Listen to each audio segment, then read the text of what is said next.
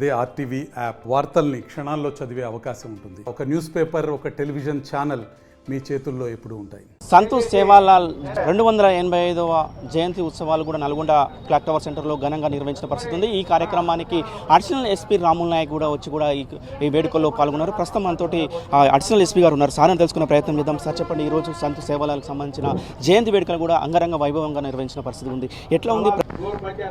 ఈరోజు 285వ సేవాలాల్ జయంతి ఉత్సవాలు రాష్ట్రంలో కాదు నల్గొండ దేశం మొత్తం నడుపుకుంటారు.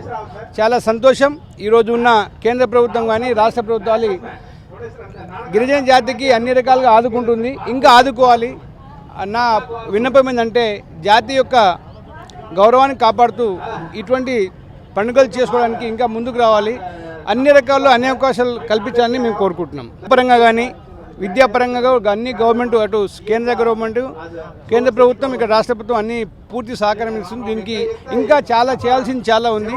మా జాతి పెద్దలు అందుకోసం అన్ని రకాలుగా అన్ని ఆలోచనలు కృషి చేసుకుంటూ తప్పకుండా అన్ని గవర్నమెంట్ సాధిస్తామని చెప్తున్నాం. చెడుకి దూరం ఉండడమే మెయిన్ ఉద్దేశం.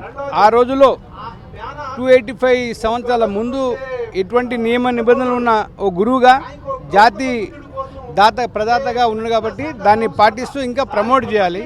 అన్ని తాండాలలో కూడా చెడుకు బానిస కాకుండా మంచి వైపు పోవాలని దాని ముఖ్య ఉద్దేశం. ఐకమత్యం మెయిన్ అవసరం.